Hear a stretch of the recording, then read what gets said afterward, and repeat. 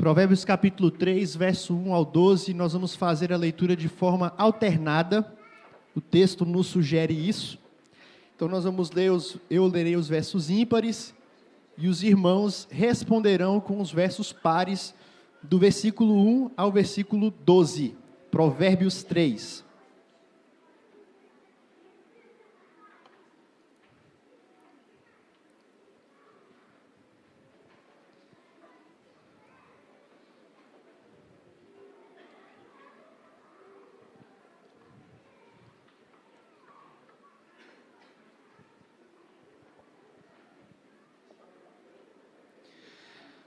Filho meu, não te esqueças dos meus ensinamentos, e o teu coração guarde os meus mandamentos.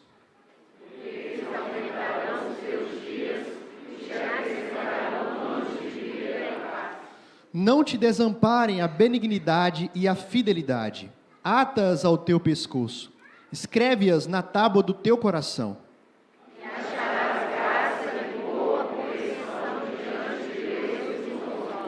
Confia no Senhor de todo o teu coração e não te estribes no teu próprio entendimento. Reconhece-o em todos os teus caminhos, e ele endireitará as tuas veredas. Não sejas sábio aos teus próprios olhos. Teme ao Senhor e aparta-te do mal. Será isso saúde para o teu corpo e refrigério para os teus ossos. Honra ao Senhor com os teus bens e com as primícias de toda a tua renda.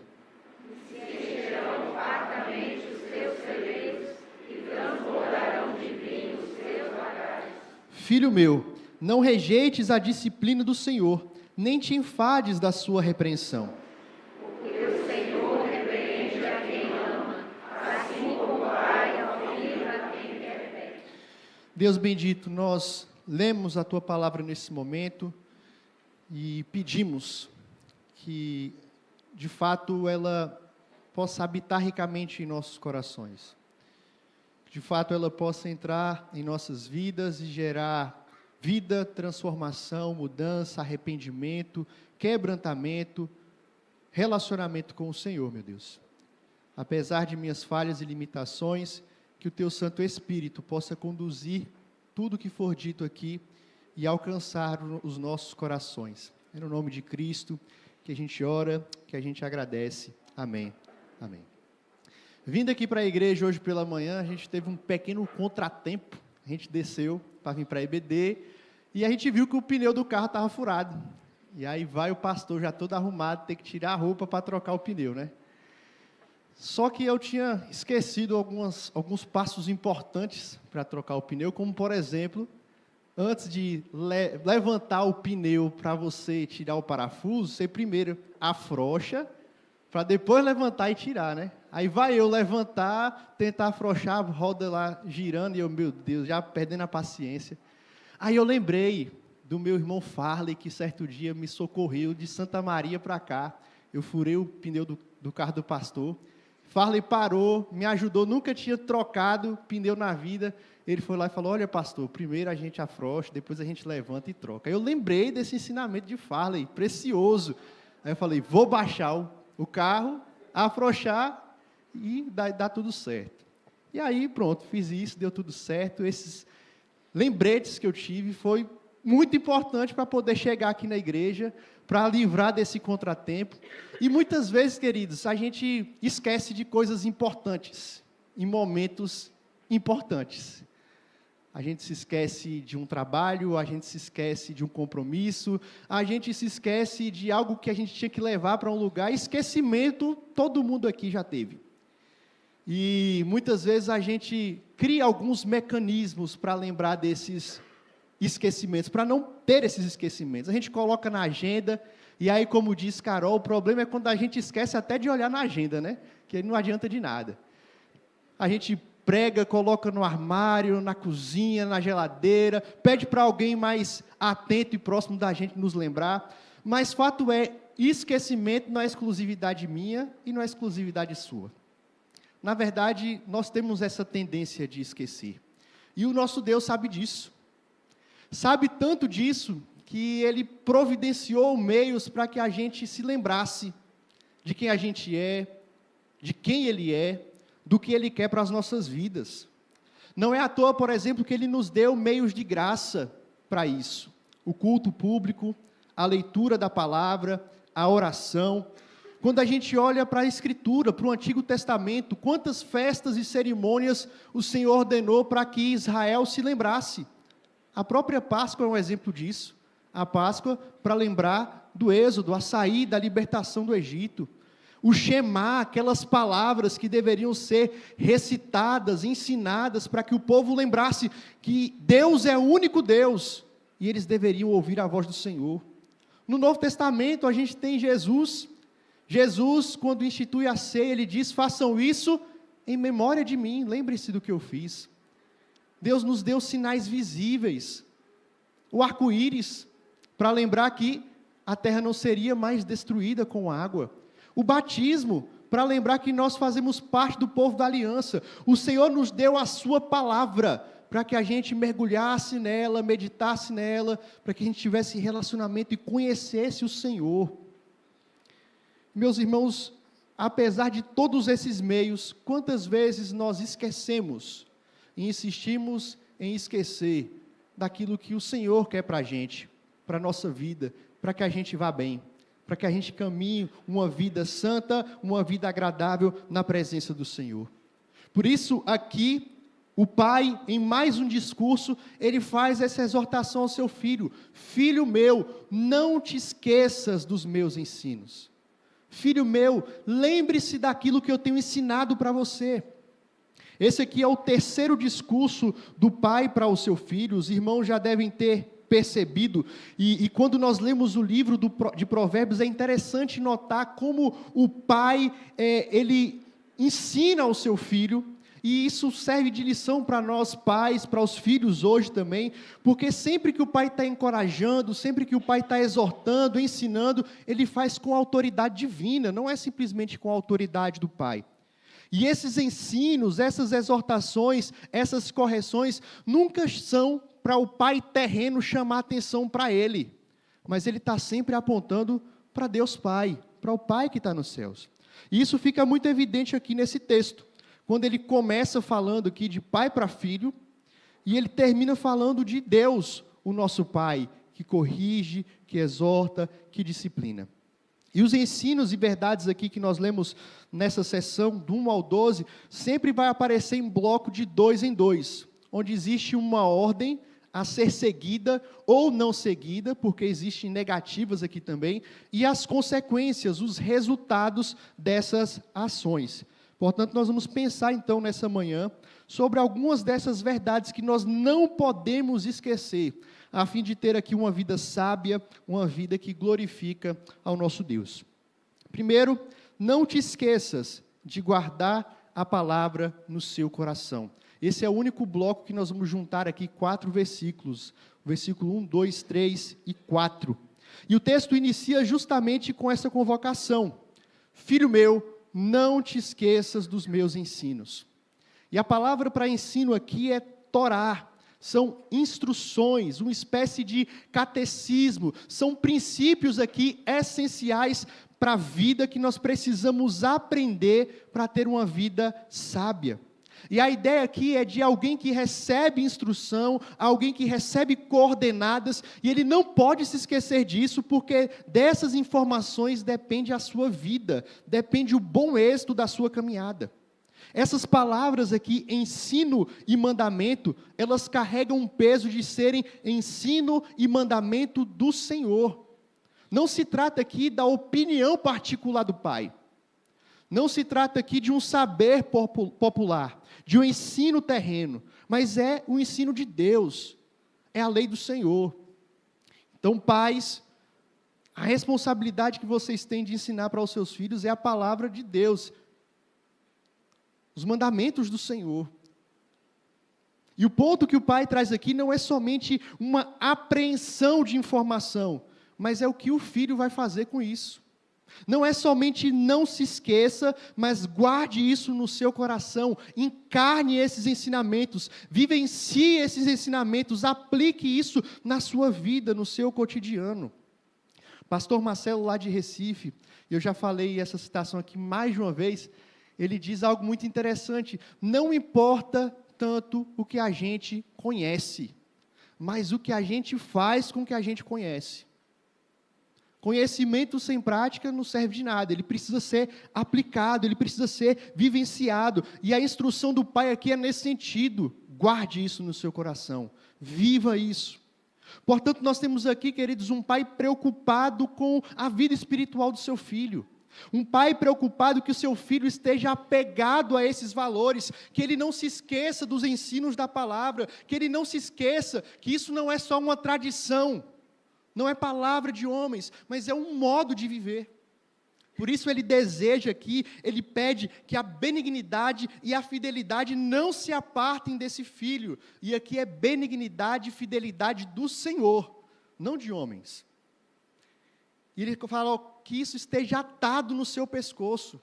E a ideia aqui é de alguém que pendura no seu pescoço um colar com o nome de alguém, para lembrar da pessoa querida, um pingente, uma foto, onde ela estima e não quer esquecer dessa pessoa. E a ideia é: carregue isso diante de você, para que você não se esqueça que Deus é fiel, que Deus é bom, que se você guardar os mandamentos do Senhor, você vai ser bem-sucedido, você vai ser abençoado, você será muito mais do que feliz. E agora, veja que ele reforça mais uma vez que isso não pode ser algo simplesmente exterior. Ele diz que isso esteja gravado nas tábuas do teu coração. E, meus irmãos, isso aqui é muito importante, porque a Bíblia, a palavra de Deus, os ensinamentos de Jesus, isso não pode ser encarado como meros amuletos, como algo místico. A sua Bíblia não é simplesmente para ser deixada aberta lá na sua casa, como se isso fosse proteger você do mal e fosse entrar na sua mente por osmose. Não adianta nada você vestir camisas com versículos bíblicos, tatuar uma passagem bíblica ou um versículo, postar nas redes sociais a mensagem, algo que te chamou a atenção, se isso não produz vida. Se isso não produz arrependimento. O Senhor Jesus chamou a atenção de fariseus, que alargavam os seus filactérios. Filactérios era um objeto colocado na testa ou nos braços, onde tinham versículos bíblicos, e eles tiravam esses versículos diante das pessoas. Jesus fala: esses homens têm isso aí exterior, mas ele não tem a palavra no coração. Não adianta nada a gente simplesmente ter, se isso não produz mudança de vida, se isso não está gravado, guardado em nosso coração. E o Pai é enfático: guarde no seu coração, escreve nas tábuas do teu coração. E quais as consequências disso? Os resultados de guardar a palavra no coração, de viver a palavra. E aqui nós temos 2 resultados. O primeiro está associado ao 5º mandamento, de honrar pai e mãe, para que se prolonguem os seus dias na terra. O texto diz: porque eles aumentarão os teus dias e acrescentarão anos de vida e paz. Isso não quer dizer que, se você guardar os mandamentos do Senhor, necessariamente você vai morrer em ditosa velhice. Não quer dizer isso. Até porque nós temos servos de Deus, crentes no Senhor, que guardam a palavra e morrem tão cedo. Mas a ideia aqui é que você vai experimentar na sua vida, vida de verdade. Você vai ter shalom, você vai ter paz. Isso não significa ausência de problema, ausência de dificuldade. Isso quer dizer que o seu relacionamento com Deus vai ser de paz, não é de guerra, não é de inimizade. Você vai desfrutar de vida de verdade, porque vida eterna é isso, como Jesus disse: conhecer a Deus como seu Pai, como seu Salvador, e a Jesus Cristo, a quem Ele enviou. Você pode viver 70, 80, 90, 200 anos aqui nessa terra. Mas, se você não tiver a palavra do Senhor guardada no seu coração, se você não tiver paz com Deus, esse tanto de tempo vivido aqui não é bênção. É agonia, é inquietação, é infelicidade. Porque somente Ele produz vida abundante, plena de verdade. Guarde a palavra no seu coração. O outro resultado aqui, nessa mesma perspectiva, no verso 4, é que o homem que guarda a palavra no seu coração, o homem que ata isso diante do seu pescoço, ele acha compreensão diante de Deus e diante dos homens. Isso aqui poderia ser resumido em uma palavra: sucesso. Ser bem-sucedido. E a compreensão de sucesso nos nossos dias, na nossa sociedade, ela é diversa. Está atrelada a quanto você ganha, ao que você tem, a sua carreira, as realizações profissionais e pessoais. Mas o sábio nos ensina que o verdadeiro sucesso, tanto diante de Deus como diante dos homens, é ter no seu coração, é ter a palavra cravada dentro de você. É você conhecer a Deus, é você se relacionar com Deus, é você experimentar a presença santa e bendita do Senhor. Isso é ser bem-sucedido. E Ele nos lembra então, nessa manhã, para essa caminhada, para essa vida, precisamos lembrar de guardar a palavra do Senhor. Guardá-la em nossos corações. Mas o segundo lembrete que Ele nos dá: não te esqueças de confiar no Senhor de todo o teu coração. Versos 5 e 6. A gente vive num tempo onde é difícil a gente confiar nas pessoas. Já fomos decepcionados, magoados por muita gente. A gente vive um tempo onde é difícil a gente saber por onde trilhar. Crise de integridade, desconfiança de instituições, não somente políticas, mas das próprias igrejas. E nessa crise de confiança, de integridade, de moralidade, de credibilidade, nós temos aqui o Pai lembrando que a gente pode e deve confiar no Senhor. Existe alguém em quem nós podemos colocar a nossa confiança, a nossa esperança, e esse alguém é o Senhor dos Exércitos. E confiar, queridos, é a fé na prática.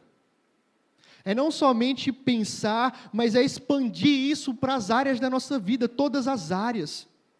É saber no meu coração, na minha mente, que existe um Deus, que Ele me ama, que Ele está no controle da história, Ele está no controle de toda a história, da minha história, da sua história.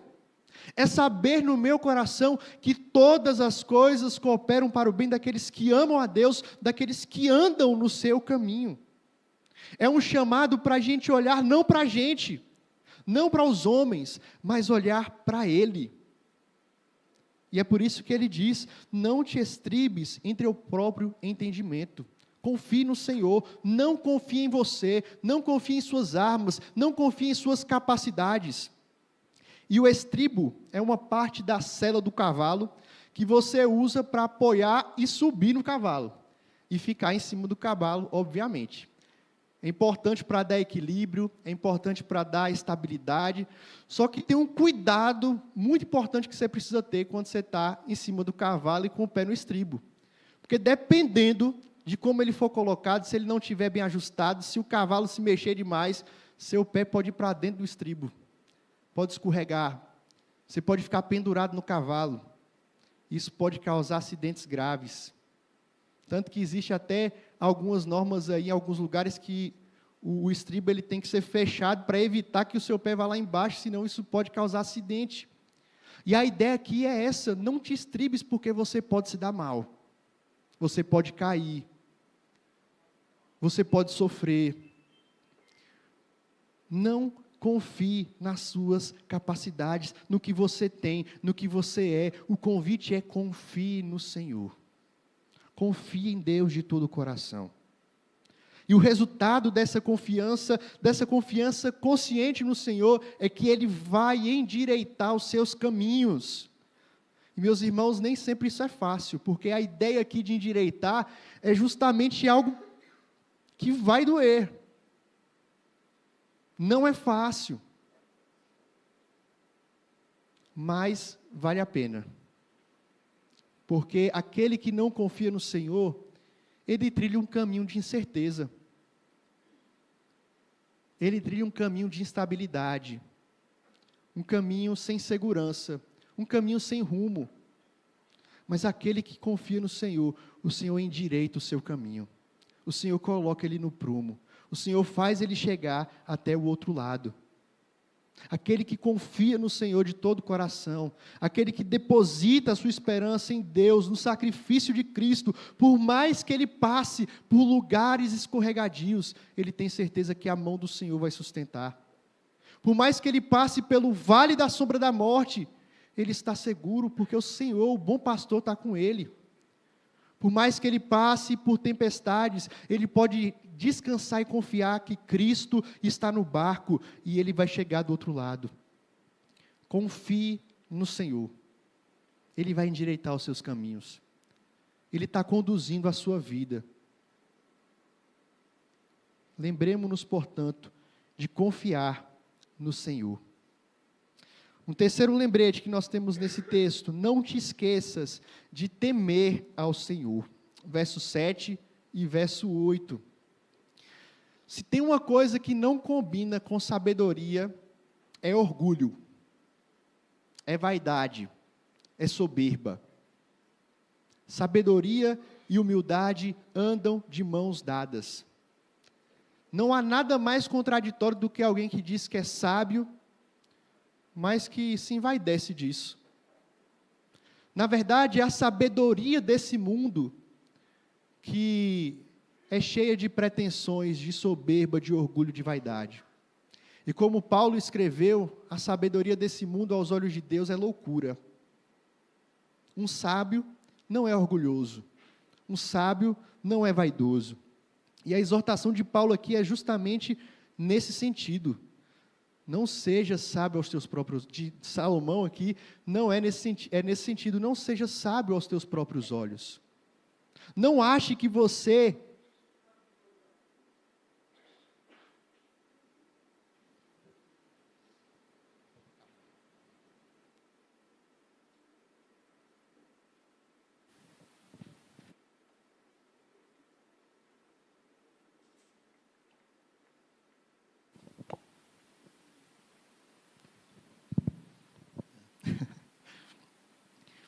Não ache que você sabe de todas as coisas. Não seja aquele tipo de gente que é um sabe-tudo, que toda vez que alguém pede uma opinião, tem a resposta na ponta da língua, sabe de todas as coisas, não para sentar, para ouvir, para aprender, porque acha que porque leu alguma coisa, já está dando aula de tudo para todo mundo. E o sábio aqui chama a atenção: não seja sábio aos teus próprios olhos. Não seja orgulhoso. Até porque aqui tem um outro aspecto que o pai chama a atenção, que é a própria sabedoria. Ela não deve ser utilizada como algo para se promover, mas é para abençoar a vida do outro, para abençoar o seu irmão, para abençoar o seu próximo. E o pai então chama aqui o filho e a nós para trilhar um caminho de humildade, de reconhecer quem somos, nossa limitação. Reconheça que você precisa aprender. Reconheça que você não sabe de todas as coisas. Reconheça que por mais que você já tenha anos de igreja, anos, de estudos, é importante sempre a gente sentar e ouvir, aprender com alguém, sempre faz bem. E ele diz: não seja sábio aos teus próprios olhos, antes tema ao Senhor e aparta-se do mal. É interessante que no começo do livro de Provérbios, lá no capítulo 1, e é o cerne, a essência do livro de Provérbios e da sabedoria, ele vai dizer que o temor ao Senhor é o princípio da sabedoria. Quando a gente fala de temer a Deus, queridos, mais que aqui eu sei que muitos irmãos já têm isso na sua mente, não é ter medo de Deus, não é ficar apavorado com o Senhor, não é no sentido disso, de um medo de ser castigado, um medo de ser reprovado. Afinal de contas, como o apóstolo João escreveu, o amor lança fora todo medo, o amor do Senhor lança fora todo medo. Nós não precisamos ter medo do Senhor, de se aproximar da presença de Deus, por causa de Jesus Cristo. Mas o temor aqui é uma outra maneira de descrever a confiança no Senhor. É uma reverência profunda, um respeito, uma admiração a quem Deus é. Nós, diante da santidade, do caráter, do ser de Deus, a gente teme por aquilo que Ele é, por aquilo que Ele faz. Reverência profunda no coração, na vida. Isso traz um senso da realidade divina diferente do que os homens têm. Os homens blasfemam, ignoram, não reconhecem, não se dobram diante do Senhor, porque eles não têm o temor de Deus. Mas diante da majestade do Senhor, do seu caráter, das suas obras, da compreensão de quem Ele é, não tem outra atitude que nós devemos ter a não ser temor, reconhecimento dEle, da sua grandeza. E o Pai nos chama a ter essa atitude, essa disposição. Tema ao Senhor, reconheça quem Ele é, reconheça o que Ele é para você. Agora veja o que Ele diz sobre o resultado de temer a Deus. Será isso saúde para o teu corpo e refrigério para os teus ossos. E é interessante a gente pensar por que ele fala de saúde aqui, né? E a gente, quando lembra lá do Salmo 32, que Davi escreveu, depois que ele caiu em adultério com Batseba, foi confrontado pelo profeta Natã, e ele vai dizer, olha, enquanto eu calei os meus pecados, os meus ossos envelheceram por causa dos meus constantes gemidos, dia e noite. A mão do Senhor pesava sobre mim, e o meu vigor se tornou como sequidão de estio. Eu senti a dor do meu pecado. O meu pecado me adoeceu. O meu corpo estava fraco. Os meus ossos estavam fracos. E diante disso, o salmista, então, ele reconhece, ele diz, eu não vou ocultar mais o meu pecado, eu vou confessar o meu pecado ao Senhor. E a ideia agora, eu vou viver uma vida de saúde, porque o pecado adoece. O pecado adoece o homem. A gente está estudando o Evangelho de Mateus, a gente estudou até o mês de abril, e nesse ano nós vimos várias curas de Jesus, vários milagres de Jesus, curando pessoas, e ele traz essa realidade. O pecado é a pior enfermidade que o homem enfrenta. As enfermidades físicas apontavam para uma realidade espiritual. Aqueles homens não estavam somente doentes fisicamente, eles estavam doentes espiritualmente. E Jesus, então, além de trazer a cura física, trazia a cura espiritual, o arrependimento para a alma dessa pessoa. Não podemos cair no erro, e nós falamos sobre isso, e o próprio Jesus nos ensina, nem toda enfermidade é por causa de pecado. Nem toda enfermidade é consequência de pecado. Mas existem enfermidades que são consequências de pecado. Ora, nós não podemos negar que uma pessoa que se entrega ao alcoolismo, uma pessoa que se entrega ao tabagismo, uma pessoa que se entrega à gula, uma pessoa que se entrega à imoralidade sexual, ela tem mais propensão a pegar enfermidades. Isso não quer dizer que temer ao Senhor também vai te livrar de enfermidades. Quantos de nós aqui já não ficamos doentes, ou estamos doentes? Mas lembramos daquilo que Paulo escreveu. O homem que teme ao Senhor, mesmo que o homem exterior vai se corrompendo, por dentro ele vai fortalecendo, porque isso é saúde para a gente.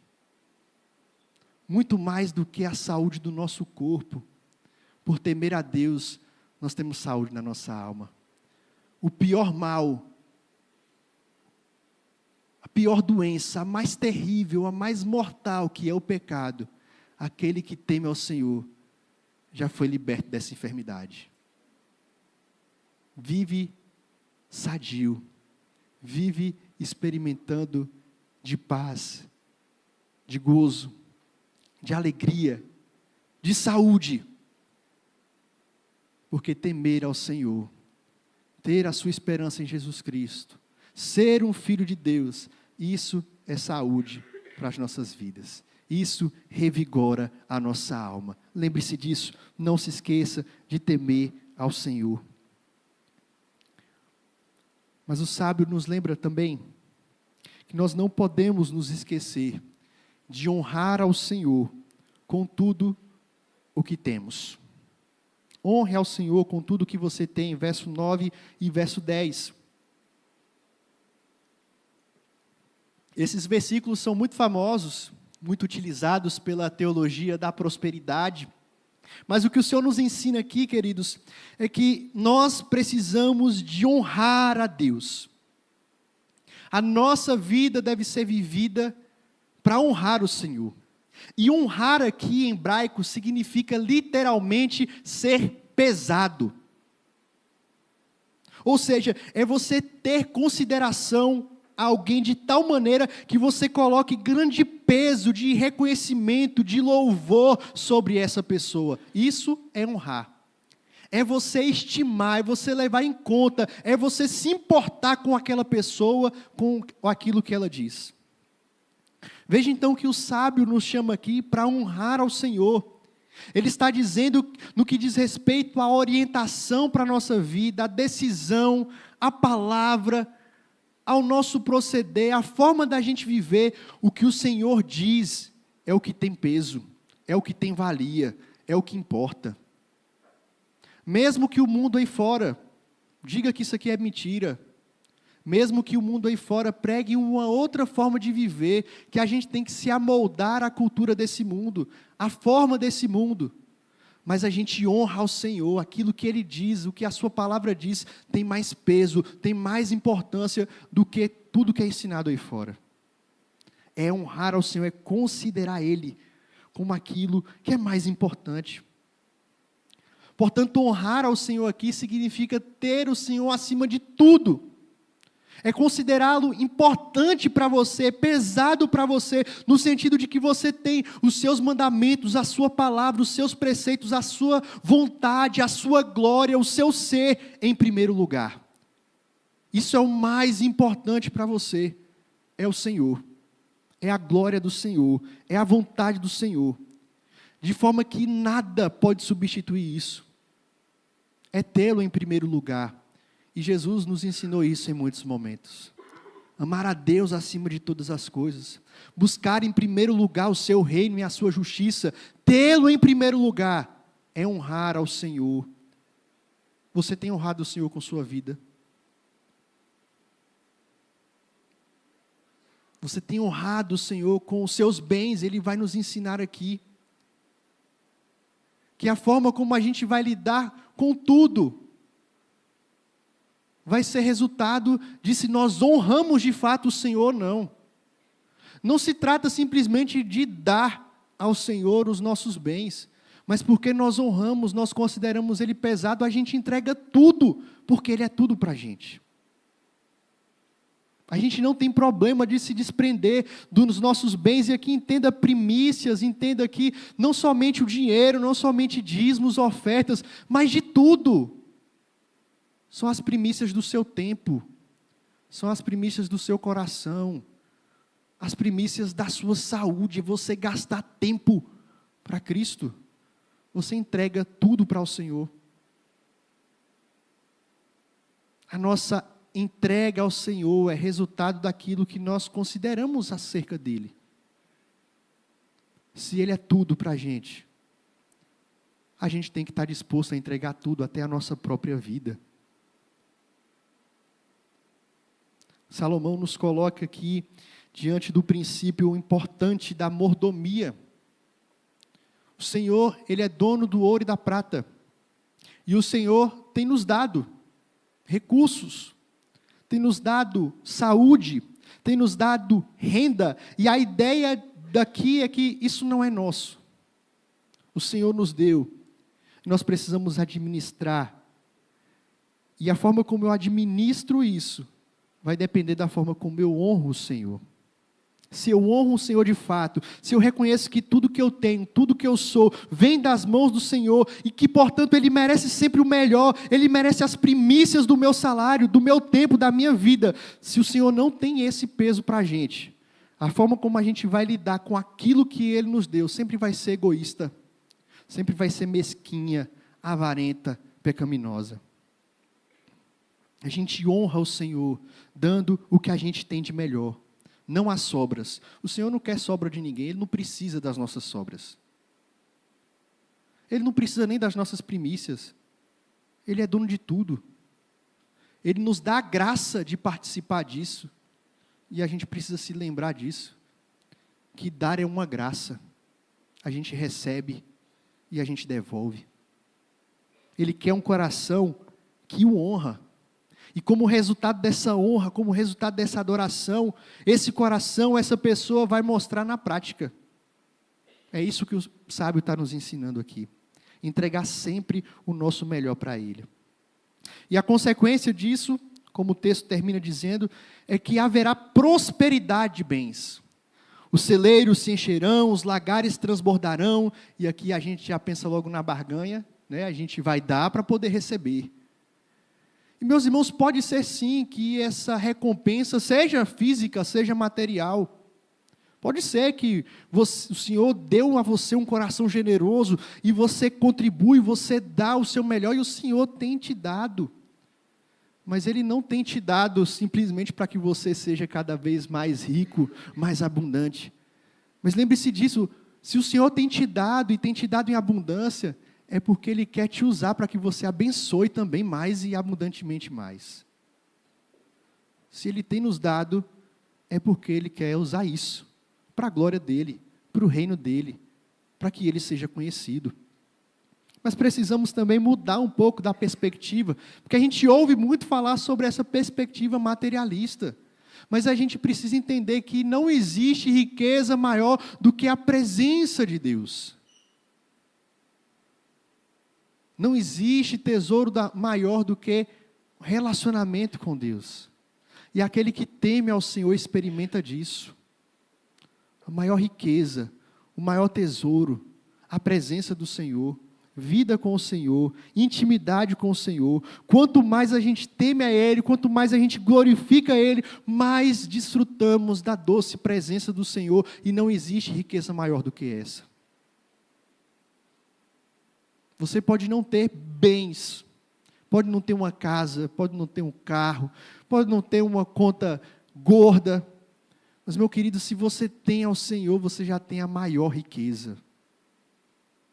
Não existe riqueza maior do que essa. Que é também para ser compartilhada. Assim como a riqueza material, nós compartilhamos, nós entregamos. Se o Senhor tem te abençoado com relacionamento, com dons espirituais, você é chamado para compartilhar isso também. Riqueza não é dada para a gente guardar. Riqueza nos é dada para compartilhar. Se o Senhor tem te dado riqueza espiritual, tem falado com você, use isso para abençoar outras pessoas espiritualmente também. Mas por fim, o texto termina com o sábio nos lembrando: não te esqueças de submeter-se ao Senhor e à sua disciplina. E essa é uma parte que às vezes a gente pula. Vou deixar para o pastor Ronildo falar à noite. Estou brincando. A gente chega aqui ao 6º e último bloco, onde ele encerra aqui o 3º discurso do Pai. E ele vai falar, nos desafiar a não rejeitar a disciplina do Senhor. Não rejeitar, não se enfadar da correção do Senhor.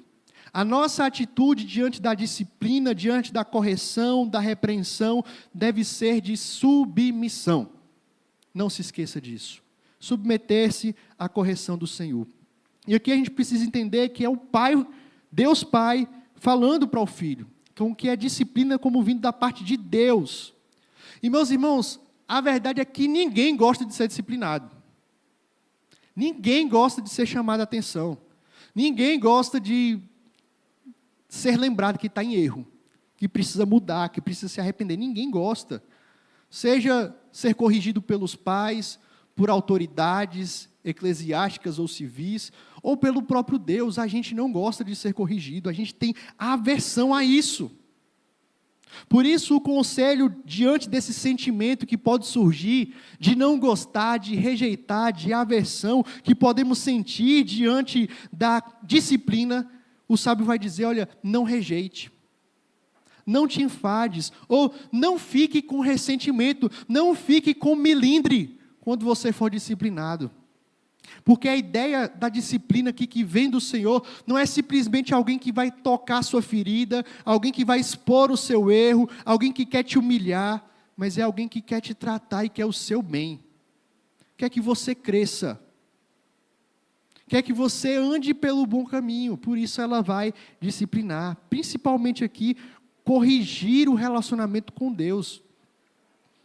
E essa disciplina, ela acontece de diversas maneiras. Quando a gente olha, por exemplo, no nosso próprio código de disciplina da nossa igreja, da IPB, você que não conhece, está disponível online, você pode procurar lá e é bem legal. Existem 3 formas de disciplina.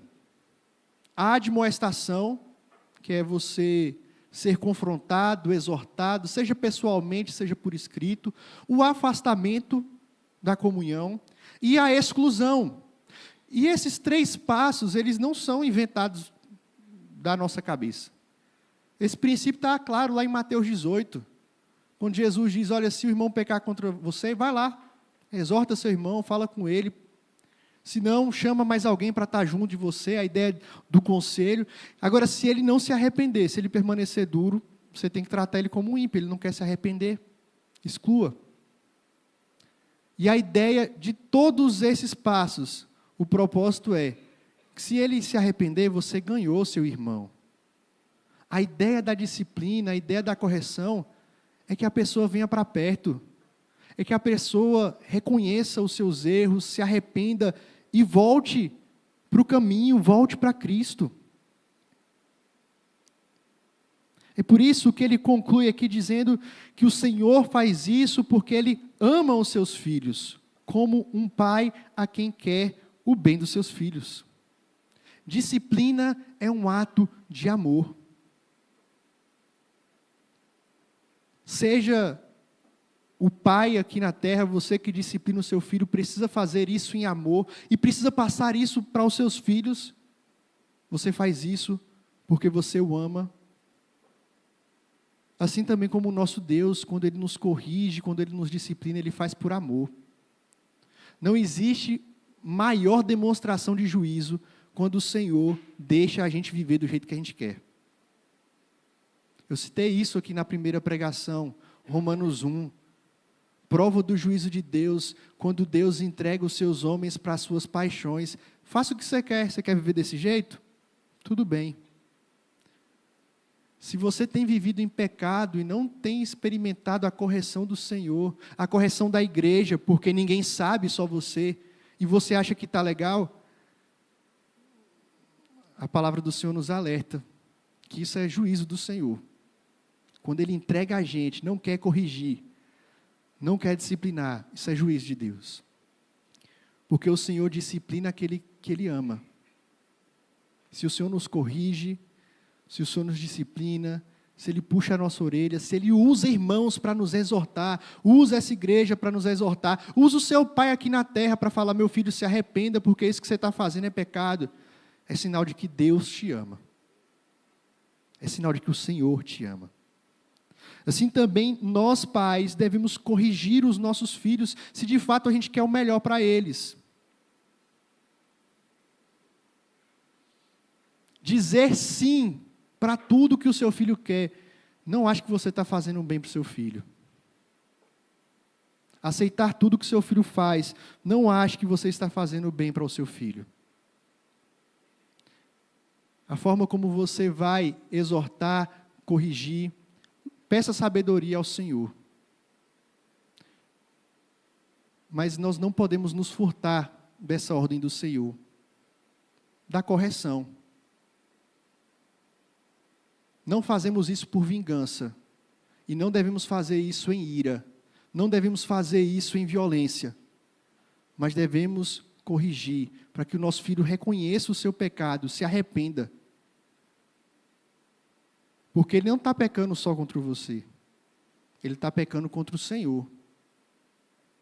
E nós somos instrumentos para colocar o nosso filho no caminho.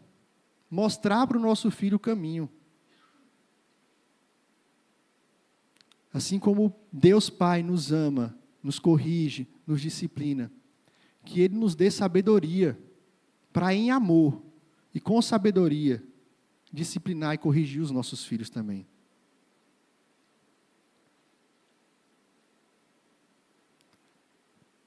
Concluindo, meus irmãos, a palavra de Deus nessa manhã, para mim e para você, é que nós não podemos nos esquecer.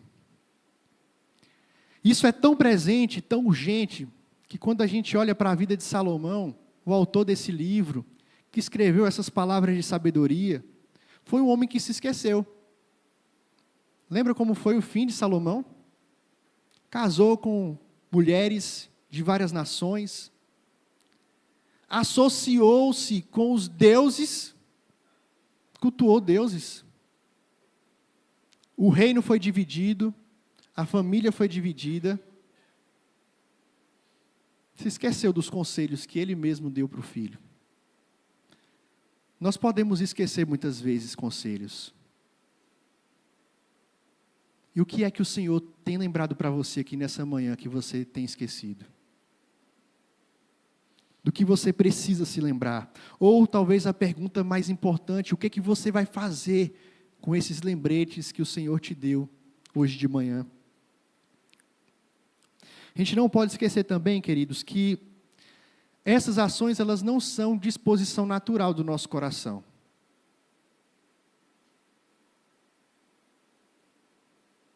Nós não conseguimos, pela nossa força, gravar no nosso coração a palavra.